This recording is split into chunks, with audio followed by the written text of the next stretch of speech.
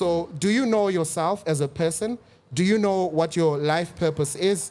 What particular talents, gifts, and abilities do you have that we can harness and create this beautiful relationship? The motherland, the African man. Long as I'm alive, I'ma make a plan. Strongholds to break, got long walks to take, got no votes to make, but don't bet, we pray.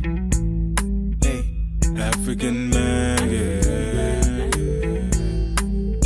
The African male iris, through the eye of an African male. All right, we're back, everybody. Thank you so much. Give yourselves a round of applause. Welcome back. Yeah, that's good. That's good. Hey, how are you doing? Good on yourself. Awesome. What's your name? Olga Masangu. Olga Mathangu. How did you find out about this show? Through that man over there, Sean. Sean. Oh, you are the wife's bestie.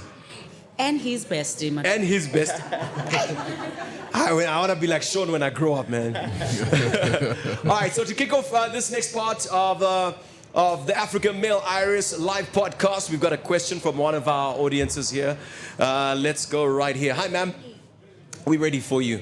If you can just maybe tell us your name and then go for your question. Thanks. Could you stand? Yeah, please stand. Let's give her a round of applause.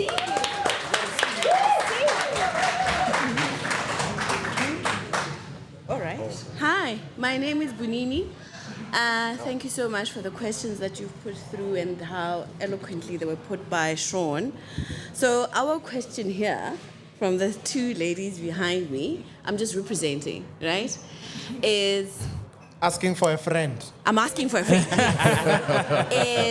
So she rolled her eyes when you said it is very important for you to understand where you're going with this person, right? And to ask those critical questions as early as possible. And she said, she put it in our way and says, you know, typically you meet a guy who said, you know? So her question is, which of the three questions is important and when do you ask them? Is there a particular order? Is there one that takes more weight than the other? Who are you? Where we're going? And what do you want? Those were the three things that you said one should consider in a relationship. All right, I think that's for you, Sean. Yeah. Cool. Okay, Over to you. So I think they're of equal importance. So the order doesn't really matter. What's important is that you have to get to know the person. So just a side note. The answer is important, yes, but behavior that speaks to the answer and confirms the answer is actually even more important than the answer. Because there are guys that know how to speak, they will sell you a story, sell you dreams, but the actions are not aligned to what they say. So the questions, yes, quite important. I would say it depends on what, are you casually dating? Are you trying to get into committed dating? If it's committed dating, then from the onset, you should know, dude, who are you? Where are you going? And what do you want out of this, right? Because I think it saves all of us a lot of time, as opposed to dragging each other through 7 years that ends in tears. So that's one. The second thing then is that the behavior should always align with the answer. So it's not enough just for you to get the answer and say, well, he said he wants to get married.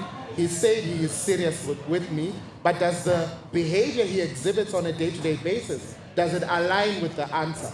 So you have to record that particular answer and make sure that you check constantly. Are you still aligned to that particular behavior? So it's not enough to just get the answer. The order does not matter. All of the questions are of equal importance. Who are you? Where are you going? What do you want out of this? But over and above that, it's also then important that behavior and the answers, there must be alignment there. Does that... Thank you so much, Sean. Does that answer your question? Partially, you've answered her question. Okay. Let's hear it. She's got a follow-up to your... This is who you asked the question for. Well, now she's like, no, actually, please stand up. Let us know your name. Thank you, Leroy. Hi, guys. It's Princess. So the follow-up question is, to that, we just met. I'm getting to know you, right? The behavior and the who are you? Yeah. What's the time frame before I even make a decision to date you to match the two, if you get what I mean? So am I giving myself 3-4 months, 6 months to match the behavior, or just from the get-go? Because it's too risky to give you 6 months of my life when you're not going anywhere based on behavior. So I think this has opened up a nice conversation because even the gents are like, "Aye, let me answer you, Ken." So before we come back to you, Sean, I think let's open it up a little bit to the floor so that we actually get guys on the ground on it. Awesome. How you doing, brother? What's your name? And welcome to the African Male Iris live podcast. Thank you. That's my boy. Hi guys, you can call me NK. Please confirm when you say dude, you're just referring to a person in general. Because it seems like you're putting all of this on the guy, unless I'm missing something. You're certainly missing something. Remember, it's a lady that asked the question, so I was answering in response to what she's asking. So when we say dude, actually it's equally important for you as a guy to also know who is this individual, this female, where is her life going, what does she want out of it. So it applies to all of us, male, female. Can I also come in there? I think I want to just add to what you were saying. I think in reality, I don't think we can put a timeline on saying, let me see where we are going in terms of a timeline. I think when you meet somebody, I like what Sean says, and I think I'll speak for myself. When I look back and reflect on some relationships, I remember putting up a good show at some point because I wanted to win the girl. So, to be honest, I think even ladies also do this. Sometimes you'll meet a lady, they'll put up the best version of themselves, even for a good 6 months to a year, and you'll think to yourself, man, what a gem, what a pearl that I found to myself. And then maybe you even go as far as going, I'm gonna marry this girl. You put a ring on it, everything, you have the conversations like Sean is saying, you have those conversations. What are your plans? Where are we going? What do you believe in? All of that is solid. And then after you've been married a year or two in, suddenly this person, you're like, who actually did I marry? Because now they're done putting up the show. I've got the ring. I've got the man. Let me show you who I am. And suddenly you're like, oh my gosh, this is insane. So that does happen. But I think the honest truth is when we look at relationships, what we want to do is actually be who we are from the get-go. If I drink a lot and you meet me, I'm not going to slow down on drinking. I'm going to tell you, hey, look, this is how I am a gallon. I guzzle this stuff. You know? And if you're going to love me for who I am and this is how I am, all good. If I tick the boxes of this is where we want to go in the future together, this is the kind of relationship we want to have, great. But please know, I drink a lot. You know, you can correct me if I'm wrong, Sean. But I think it's important to really be ourselves and not just only the best version of ourselves in the beginning. I'm with that. I'm going to try and put it poetically. Every decision has consequences. So if you make the decision you want to date, the potential consequence could be the relationship works out and it becomes what you want it to be. Or it's a complete waste of your time. So we can't put timelines because you have to take some form of risk if you want any kind of reward. That's a principle that applies to everything in our lives. So you can't be too straight with it and beyond some, okay, I give you 3 months or 6 months. I would want to believe that, like Leroy is saying, from the get-go, level with me. This is who you are. That's why one of the fundamental questions I asked was, what are you healing from? And then let me add another one, right? What sort of generational patterns exist in your particular family? So to every man that's here, every woman that's here, the easiest way of knowing yourself is to study the people that came before you. So look at your particular family, maternal, paternal. What is it that they struggled with? Was there alcoholism in the family? Were there broken marriages in the family over and over again? Or did somebody present with any mental health issues, anxiety, stress? Was there any suicide completed in the family? Why is this important? Because it's a telling exposition of who you potentially could become, because you were raised by those same people. So unless if you make an intentional decision to do things differently, you are likely to turn out exactly the way they turned out. So the easiest way, cheat code, study your family patterns. Some people call them generational curses. They're also generational blessings, right? Which is why when a child is born, we already can tell, but this child resembles Tino's father or Tino's uncle, right? Why? Because all of these character traits, personalities, behaviors can get passed down from one generation to the next. So the easiest thing to then do is to find out who you are through looking at your particular patterns from your particular side of the family. Once you know that, then make a decision. Do I want to continue living this way, or do I want to change and become better, right? So that's more or less what you have to do. And I'm willing to engage on this if somebody has a question. All right, cool. Let's take it back to the table there. Back to you, Preso. All right, cool. So I think what we're going to do is we're going to try and finish off the questions we have from last week and then open it up to the audience so that we have a really nice exchange and everybody can get to ask their questions. So please do not wait until towards the end of the show to raise your hand and ask a question. If you already have it, then, you know, the earlier the better. So one of the questions that we got from one of our guests from the last episode was, what are some practical steps to adjust to life after prison? Yeah. Okay, so I would then venture to say, number one, this individual has to get out of the mental prison first. Wow. Because they might have been released from the actual prison, but on a mental level, have they left prison? So that's number one. Wow. So you release yourself from the mental prison that you're in. Secondly, then, you then forgive yourself for whatever mistakes landed you in prison in the first place. Why? Because human beings are not finished products. We're still in the process of becoming. And then the most important thing becomes in building community. We rise together, and yes, ideally we should fall together as well. So build community. Who is around me? Who stood with me when I was going through the most? Right. Because those people are the same people that you can rely upon to build yourself back up again, right? And it's important for everyone that's in the room.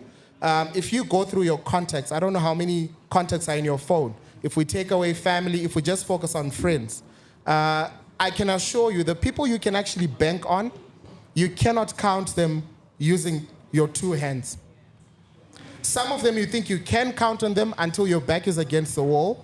And if I were to ask, who would you call if you could only make one phone call? That's essentially your answer with regards to who's your circle, who are your all-weather friends. So that individual then has to build community.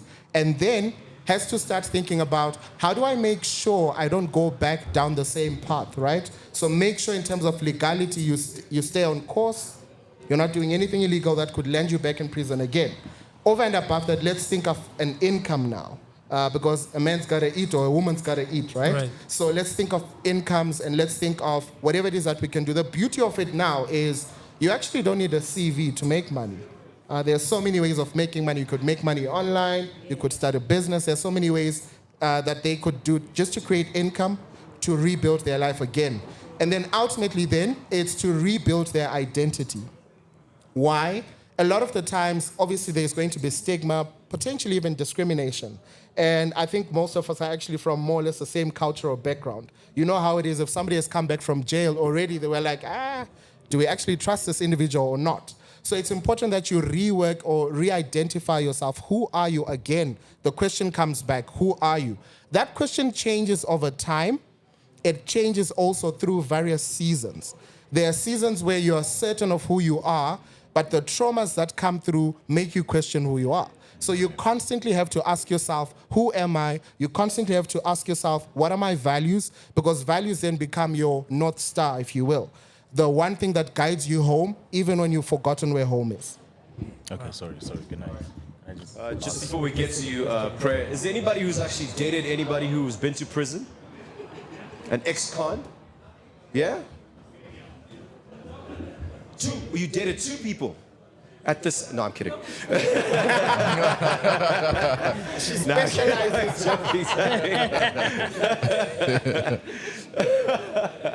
Nah, it was a joke. So you dated somebody who's an ex-con. Awesome.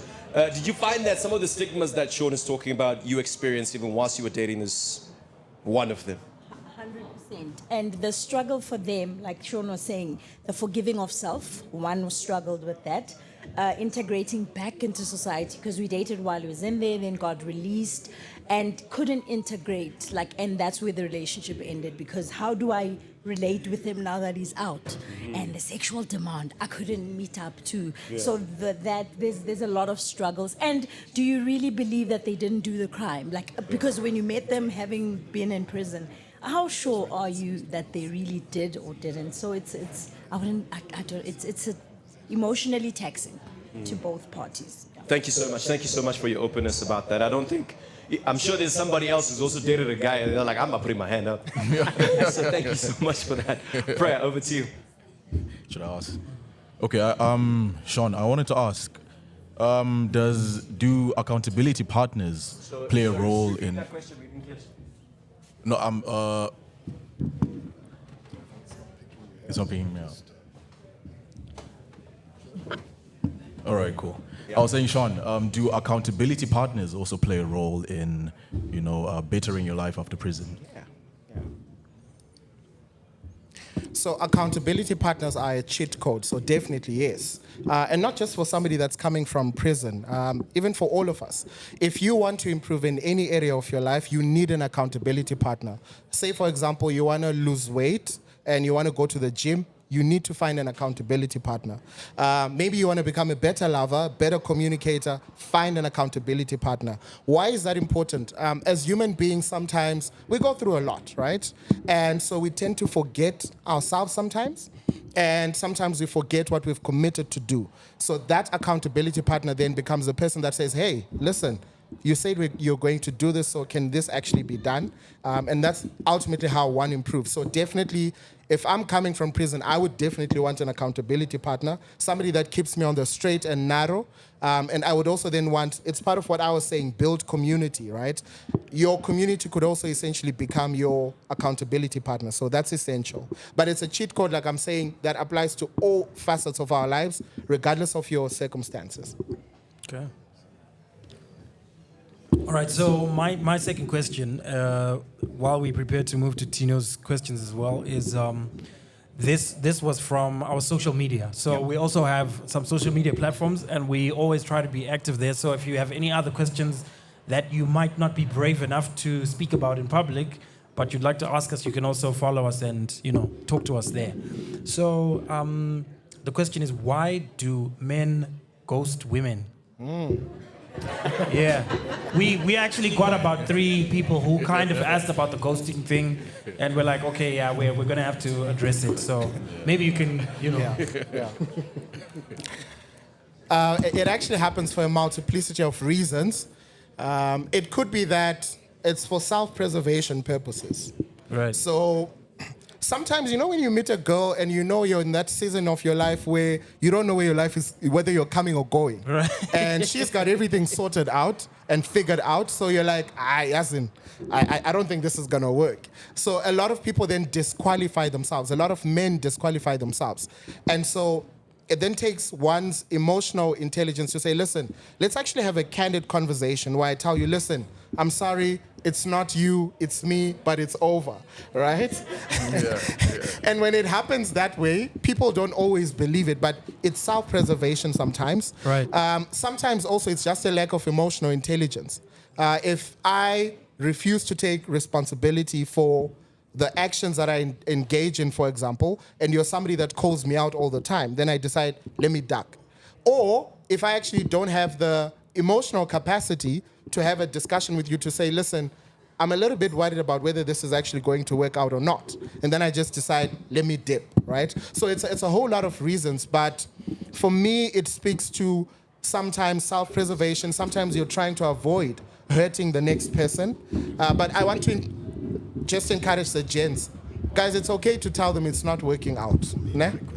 It's also okay sometimes when we don't measure up to say, listen, I actually don't measure up. It's also okay to say, listen, you intimidate me maybe. You've got everything figured out. I'm still trying to figure myself out.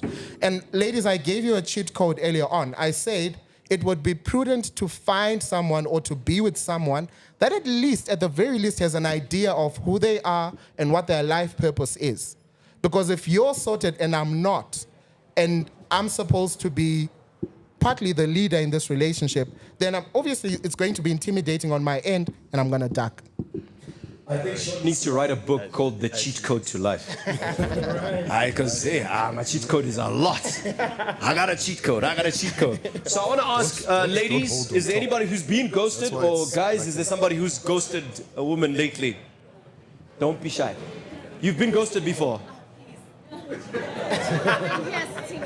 Please tell them. Tell them they're lying. Just tell us your name. Hi, my name is Andy Swa. I've been ghosted before, numerous times. It's not nice. Why do you think you were ghosted? I don't know, to be very honest. You know, especially when a person approaches you, it's not like I'm the one who's approaching you and say, hey, let's start something. You're the one who's approaching me, and it does leave your mind a little bit twisted. You start assessing yourself, and you look back to what are the things that you used to say and do and think, oh my gosh, what is it that I've done wrong? But then I've had an instance where I was ghosted, and then the person comes back, and then they do it again, and then I'm like, then the problem is them. It's definitely not me, because they are trying to see whether they can try and get into my life on their own terms. And then that's where you say, ngiyambloka lo muntu, because it's not worth your time at the end of the day. All right, awesome. Thank you so much. Gents? Wow. You know, the way you pointed at him was like, you blocked me and here you are at the same show. Here, this one. How you doing, brother? Welcome to you. Your name, please. I'm George Stefan. Yes, I ghosted someone not long ago. I think... We have a ghost. Sometime last year. So we went for the first date, and when we seated on the table, I had, I think, 20 questions written in my phone. And she didn't have none. No question at all. And I said, ask me something about myself. She said, no. It's okay. I will learn to know you with time. And then the person was just drinking and drinking and drinking. and the bill came out, it was 5,500.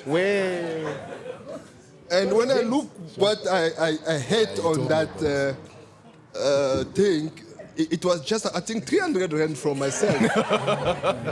And I said, okay, let me give her another chance for a second date. Big mistake. It was the same story. Sure. And then I said, okay, let me give the third chance. Now on the third one, before even the third one, I received a call. She said to me, can you give me 60,000 rand? I really need it urgently today. I said, sorry, how much? 60,000.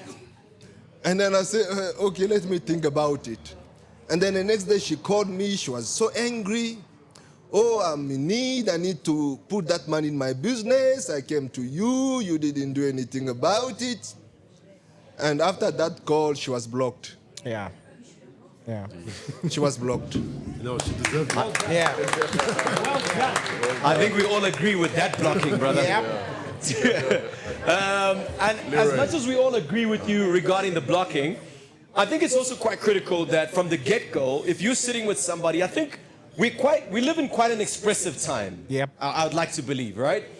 Where even if you are sitting with me and you're drinking quite frantically, I can ask and be like, is this a regular thing of yours? Or, you know what I mean? And even at the end of that, if I don't like that, because it sounds like that you didn't find that attractive at all. And if you don't, I think it's all right to be like, look, this was great, but I don't find this attractive, and this is not, I think, what I'm really into. Yeah. And you're a very gentle person. I'd be like, listen, you're gonna pay for what you drank. I'm gonna pay for my 3 clipper. You can tell I represent the Stingy Men's Association. Let's bring it back to you, Fred. Okay, Leroy, I just wanted to speak on behalf of a friend, right? About the ghosting. I had this conversation with a friend of mine a couple of weeks ago. And their reason for ghosting was that they weren't really sure about the person that they were with. So, two things to do. The first is leave without telling the person that you're going to leave. Yeah. Go out there, look for something else. If it's nice, you stay there. You know, it's like pretty much leaving an open door. So if it doesn't work out for him where he's going, it's quite easy for him to just come back and say, hey, look, I was going through things. Yeah. Yeah. Wow. Yeah. Well, we all have different strategies, don't we now? But I think that, that individual deserved to be blocked. The mere fact that the level of investment was not the same, you coming with 20 questions speaks to the level of investment and your commitment to trying to get to know a person and probably try and date for a reason, right? Clearly, they were there for the drinks and the money. So that's essentially what it was about. I also think it's important, though, that from the onset, we obviously be honest. But I should caution, this does not mean if you're honest, people are going to be honest with you, right? But the one thing you always have to do is to trust your gut. People also don't seem to understand the relationship between our gut and our spirit itself. When you feel something is off, it probably is. Regardless of how beautiful the story that's been painted is, if there are red lights that you're seeing, chances are you should actually take that seriously and try and investigate. And ladies, we all know you are all qualified FBI agents. So I guess a lot of ladies are covered in this regard. I worry about us as gents because maybe we're not as thorough when it comes to investigating women, right? And there are also women that have the mindset of a guy, so they're also quite good at, covering things up and. But trust your gut at all times and look at the level of investment. That's important. In his case, it was evident what she was there for. There are no questions there. So all the best to all those that are still going to date. Less ghosting, more intentional dating, please. Yeah, stop asking for money, please, on by the Yeah. second date.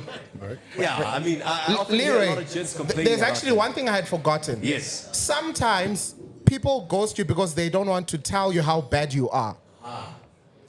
Case in point, he didn't tell her that, listen, I think it's a little bit excessive, the amount of drinking you're doing, 1. 2, I hardly know you, you want 60K. Does your papa have 60K? No. All right, Zeno. All right. Let's get your questions. And I think once again, we just want to thank our sponsor, SAB. As you can see, they gifted us with some giveaways. So everyone who's participating, and I think during the break, we're also going to give away some prizes. So we're seeing you. Leroy is also seeing you. So thanks once again to our sponsor for today, SAB. And I think I'll speak around the next question that was brought up on our last live podcast event. How do you reconcile that you are the problem in a relationship? That's a tough one. Please repeat the question. I think it's that important for all of us to hear, right? Yes, so I can confirm this came from a female. No, seriously. She, of course, I'm keeping her identity private, but she personally handed me this questionnaire. Yeah. And she begged me to pose it on this live.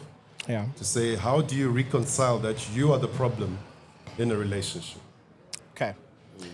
Okay. Are your notebooks ready? Notepads ready to take notes? Okay. So, number 1, it's important to get what I call the customer experience. You know that whole philosophy, which I don't necessarily agree with, the whole philosophy that says the customer is always right? So when you're in a relationship, view yourself as somebody that's providing a service. No pun intended.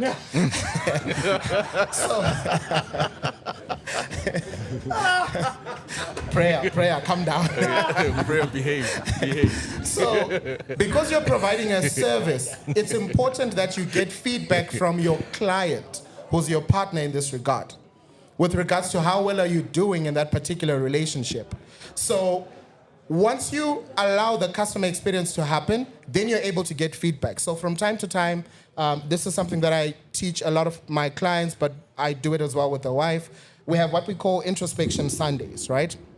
where we literally sit and we're saying, okay, dude, so this last week, what is it that I did that you were happy with?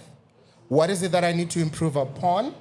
What is it that upset you the most that I actually need to change? So that's me trying to get an understanding of what is it that I need to improve upon. So understand, in as much as you may think, wherever you're seated right now, that you're the next best thing after sliced bread, you are not, right? We all have faults, and sometimes, again, let me actually use an analogy. You see how big my eyes are? I can see everyone in the room, but my eyes are designed to see everyone else except myself. So it's important that from time to time I get feedback with regards to the blind spots that I have as an individual to say, dude, you don't communicate well. Or, dude, I don't like the way that you speak to me when you're upset. That feedback is important because that's what helps me to improve as an individual. So you have to live with the fact that you are not perfect. That's one thing. Accept that you're not perfect, number one. Number two, get feedback. How many of you are parents in here? A couple, right? If we were to ask your kids, right, put them in a different room than the one you're in, and then say to them, give us the lowdown on your parents. What do you think about them? Some of you would take them off your last will and testament. But you might be sitting here thinking, I'm the best mother or I'm the best dad. The same applies in relationships. We sit and we convince ourselves I'm the best partner ever and they're blessed to have me, etc. But is that what they're saying? Right? So always ask for feedback. That's important. And when you get this feedback, ladies and gentlemen, please accept it gracefully. Do not be defensive. Right? So how it works, how Introspection Sunday actually works, you can choose any day of the week, by the way, is you give the other party the mic. They speak. You do not defend your position. They speak. They tell you what they're unhappy with, what they're happy with, etc., what you need to work on. It's not a conversation. Because once it's a conversation, then I have space to say, no, but the reason why I did that is because, I was sad, work didn't go great that day. You're becoming defensive. So give the other party an opportunity, and then the next time around, it's your turn to get feedback on what do you need to improve upon. Guys, the same way that at work we get performance reviews, please constantly review your relationships and allow your partner to review you as a partner, because that's how the relationship improves. The reason why relationships stop working is because people stop doing the work. And you hear all of these fancy things. It's actually a sociological thing where there's so much romanticism. We think we're going to meet a guy or a girl, we're going to get butterflies, and then we're going to live happily ever after. That happens in rom-coms only. Ngakona, even in rom-coms, they cheat on each other and all of that crap, right? So you have to put in the work. And maybe then let me just, as an ending, let me just define what I think love is. Because I think many of the problems we have in relationships stem from a lack of understanding of what love actually is. Love, in my opinion, is the willingness to extend oneself for the sake of the other. So if I'm extending myself for the sake of the other, it means I'm willing to get out of my comfort zone. I'm willing to become better so that I serve you or your needs in the same way that you serve me and my needs as well. So there is mutual respect. There's also reciprocity as well. It's not one-sided. If you're with someone, and here's the other thing, some of you are married or you're actually with your greatest competition and you shouldn't be. You're sleeping with the enemy. If you're with someone that is not invested in you becoming the best possible version of yourself, run away from that because it's not worth it. Somebody that's not invested in you improving in terms of your education, your profession, just your general well-being as a person. If somebody is not invested in that, it's not a worthy relationship to have. So once again, the willingness to extend oneself for the sake of the other. And you being willing to extend yourself means you're willing to change certain things about yourself, especially when somebody has communicated, when you do this, it's hurtful. If I keep doing it, then it means, well, I'm interested in hurting you. I'm not interested in making the situation better, and I'm not interested in loving you the way you want to be loved. And then the last thing is, understand that love is understood differently by many different people. So gain your partner's understanding of what love is. So That's where we speak of love languages sometimes. Some people prefer gifting, some prefer words of affirmation, some prefer touch, etc. Before you make a commitment, understand what your partner's love language is. Why? Because you then make a decision. Are you willing to stay in this particular situation, or it's not working for you? So for example, if I am big on touch, and then I'm with someone who has an anxious personality disorder that does not like to be touched, it's not going to work. It's simple, it's clear. So it's important to understand each other's. When you say you love someone, or when they say they feel loved, and maybe it's another conversation you can have. When you say you are loved, what does that look like for you? What is it that I'm supposed to do to make you feel loved, understood, and cared for? And once you get that understanding, then commit to doing it. All right, absolutely amazing stuff. That's really awesome. I think to come back to you, Tino, on that part as well, in addition to what Sean's saying, I think a lot of people in relationships struggle. I think a lot of us know what's wrong with us. When you look at yourself, when you look in the mirror, I think most times you can see, sometimes you think to yourself, wait again, I've got a time problem, just as an example. You know, and I think sometimes there's nothing wrong with being honest. If you're safe enough in your relationship, being honest with your partner and saying, look, I've got this problem. And like Sean is saying, I think someone who's well invested in you will then, in return, try as much as they can to assist you with what you have a challenge with, or what's wrong with you, so that you can rectify some of those things that you have a problem with yourself. Back to you, Tino. I'm sure you've got a follow-up or another question. Oh yes, my last question from the prior episode. Then we're going to take a bit of a break. Then we're going to open it up to the floor. All right. So the last question is, how do you do business with your partner? So we founded Wellington Consulting with the wife. So she likes to say from time to time, I work for her. She likes to remind me of the fact that she's my boss, even though I do all of the work. I think it's important, number one, again, have legal agreements in place. You said it's a business, right? So it doesn't matter who you're doing the business with. There's got to be legal agreements in place. That's number one.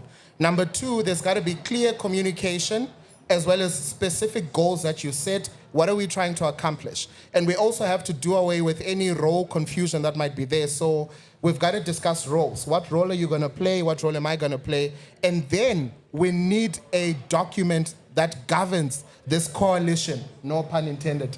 And that agreement is called a partnership agreement, right? Where we spell out, what do you do in the business? What do I do in the business? What do you own in the business? What do I own in the business? This helps so that we avoid conflict in future, just in case something bad happens or somebody loses an interest in the business. Then it's quite easy to say, listen, I'm taking over your shareholding. I will pay you out, or you go and start another business somewhere, or we continue, but everything is regulated by a partnership agreement. I cannot overemphasize the importance of having legal agreements in place, because partner could also mean anything. Partner could mean wife, partner could also mean a friend, partner could just mean somebody that you have some common understanding with. Regardless of how well you've known people, how long you've known people rather, always have agreements in place, and they should be legal. That's one way of avoiding drama. Oh, and when you can, try and avoid doing business with family, because, hey, it might end in tears. Thank you so much, Sean. That's great. Is there anybody else also, I think just before we go to a break, just to follow up to that one, is there anybody who's here who is in business with their partner? I also am in business with my wife as well. But for peace sake, I've actually just decided to tell my wife, listen, I work for you. For peace sake. Because I realize, just from a business point of view, because sometimes when we have to make a decision, or if I have to decide on something, I just always just say CEO. I even changed from baby, I'm like, CEO. I just humble myself and be like, CEO, do you approve of this? And she signs it off, and I found that it's made it much simpler for me. Hi there, how are you? Hi, I'm good, thanks. How are you? Awesome stuff. You said you and your partner are in business together? Yes, we are. All right, cool. And how's that working, or what are some of the things, even some of the things that Sean mentioned, do you have those in place? Okay, I want to say in terms of like a legal agreement where like if this happens, that will happen. We don't. It's something to think about. Yeah. But I think so far running our businesses together has worked successfully. Yeah. Yes. And what are some maybe one or two key things that you've said, this is actually what's making running the business together work? What are one or two things that you can identify? Can I ask my husband to answer that question? Where's the husband? Husband. Hey, check the way he's looking back like a real CEO. Like, tell them, baby. Tell them. Speak, my marketing manager.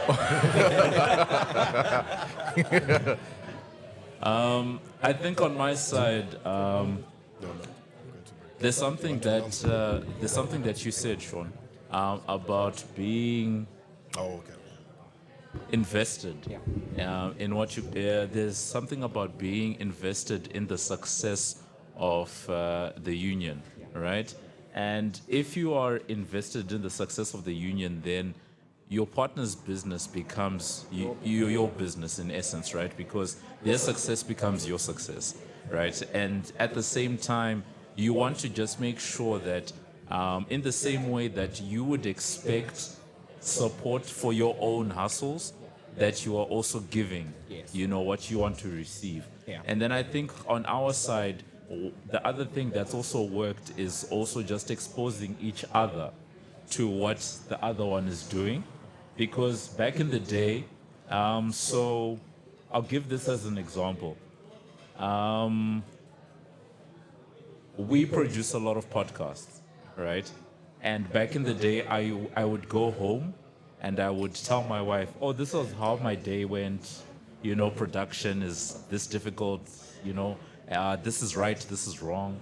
But there's a difference between telling your partner at the end of the day how things were versus actually taking them into what you're doing. And at the same time, them taking you into their world. And I honestly think that it actually brings you guys closer together. All right. Yeah.